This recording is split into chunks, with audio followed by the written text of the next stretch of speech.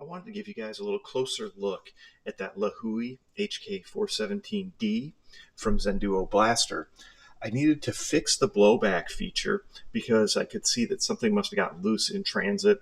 You know, when things are coming from China, it obviously takes a while, 3 to 5 weeks probably, and things get shaken up a lot more. And it's not uncommon for things to get a little loose in the blaster. Sometimes the little screw in the middle here that holds the motor height, that adjusts the motor height, that can get loose. Not an issue with this one at all, but I've seen that in other blasters. And if you tighten that up, you're going to go ahead and it's going to work fine. But if you get it when that's loose, that motor height adjustment screw is loose, if the motor's too low, you're just going to hear the motor spinning and nothing's engaging. So that's always something to check if you ever hear that or notice with a blaster that you just got. And it can just happen over time too, that becomes loose and the motor kind of falls down and then that gimbal gear is no longer engaging the gears. All you have to do is tighten that up. So that's just something else to point out. But what had happened with this one is there were some screws up here that were loose, so this piece wasn't catching and it wasn't doing the blowback feature. So it's a pretty easy fix. So I thought I'd tell you about it. I also wanted to show you some of the specific size differences because I told you guys this is a very big blaster compared to, an M4 style blaster.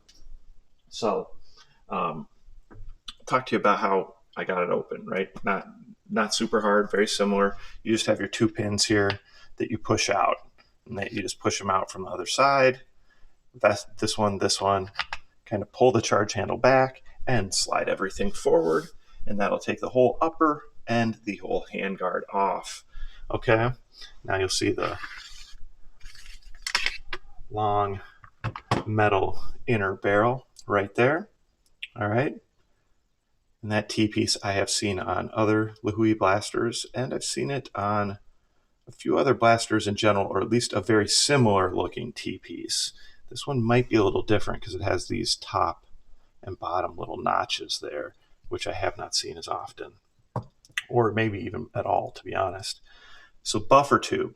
Buffer tube is, obviously screwed in through the back. You can see this metal piece here on the actual connected to the gearbox. That is what that screws into. So it's definitely robust and strong, and it's going to go on there. It also has this piece right here. This piece goes here. Okay, you'd hold that in, and then you'd screw this in tight, right? Because it's threaded. And then this is the barrel nut that you would, if you need to adjust, you could adjust, but it should screw right into that based on that's where it was before.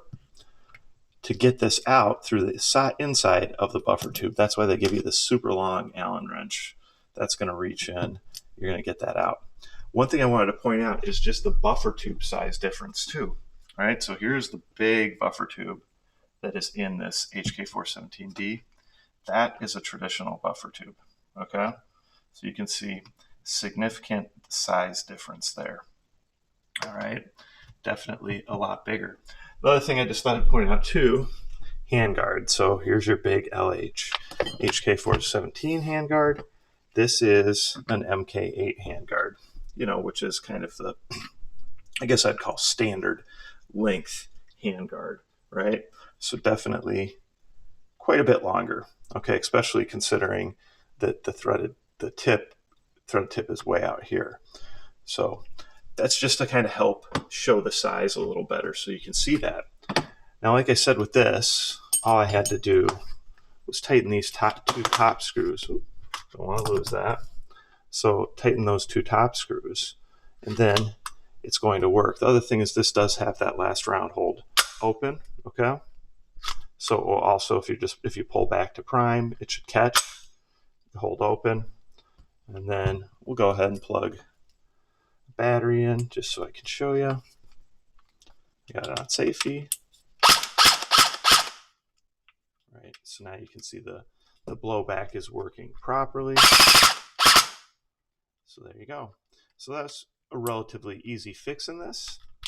Now, I was hoping when I opened this up that I was going to be able to access the spring without taking the gearbox out.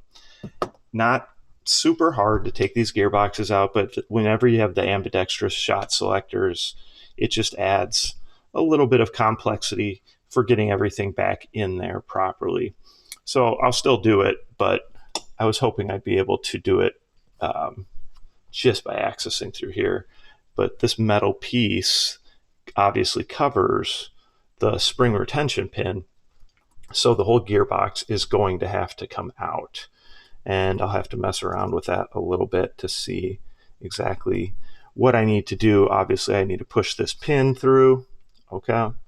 I need to take this pin back out, which I just pushed back in for the sake of not losing it. Need to remove the grip. There's 2 screws down here. Drop the motor, unscrew the grip, and then take these 2 off. Now, I do like that these have the mounting screws here. It does make it a little easier for putting things back on, but those little gears that sit on the side of the gearbox for these ambidextrous selectors to work, just sometimes to get them to stay in place when you're pushing the gearbox back in is not super easy.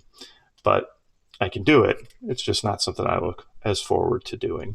And this piece actually looks like once you take the gearbox out, this just slides off the top. There's no pin through like I've seen before.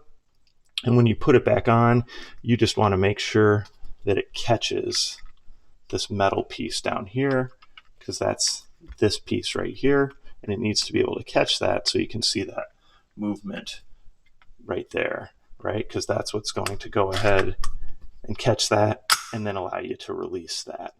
So it is just a little more complex than a standard V2.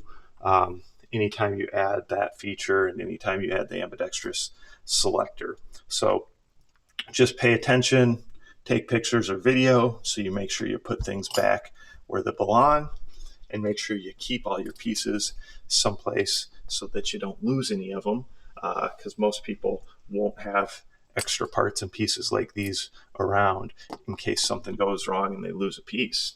All right, so that was kind of a closer look.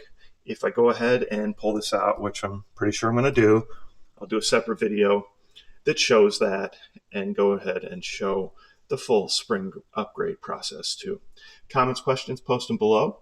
Like, subscribe, share my channel with your friends, and remember to participate in those monthly giveaways where you can win over $200 in custom blasters and accessories every month on my YouTube channel. Thanks.